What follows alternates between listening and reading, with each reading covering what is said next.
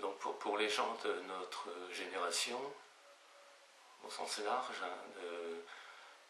c'est-à-dire ceux qui sont nés dans les années 1930-1940, on a hérité, à mon avis, de deux images qui se sont un peu superposées.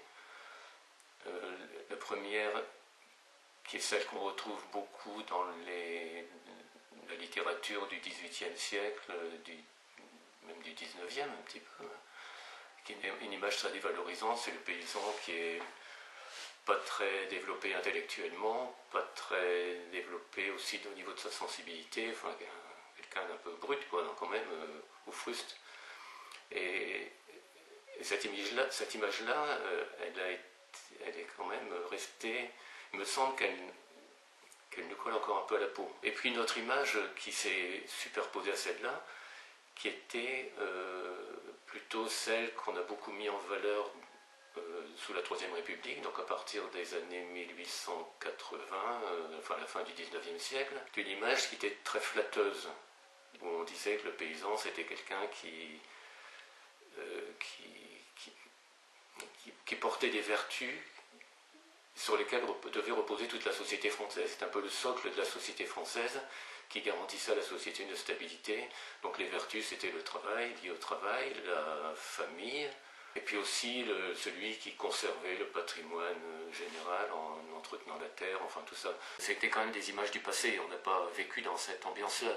Elles avaient quand même imprégné un peu la culture familiale et sociale environnante. Donc on les portait quand même un peu.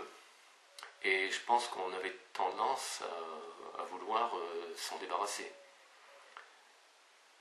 D'une part, pour celles qui étaient dévalorisantes, mais aussi parce que les valeurs qui étaient mises en exergue par les gens qui nous dominaient, on savait à quoi ça avait mené. Ça avait mené quand même à des choses pas très sympathiques au niveau politique. C'est cette histoire en fait peut-être qu'on garde dans notre tête, dans notre mémoire inconsciemment, que Pétain a réquisitionné les agriculteurs pour nourrir les armées allemandes, quoi, hein. Donc c'est quelque chose qui peut peut-être rester dans nos mémoires de manière inconsciente et enfin, je sais qu'au village, on a des images comme ça d'agriculteurs qui ne se préoccupent pas des habitants locaux, enfin, mais qui justement contribuent quelque part à entretenir une guerre qui était assez vilaine, comme toute guerre d'ailleurs, quoi.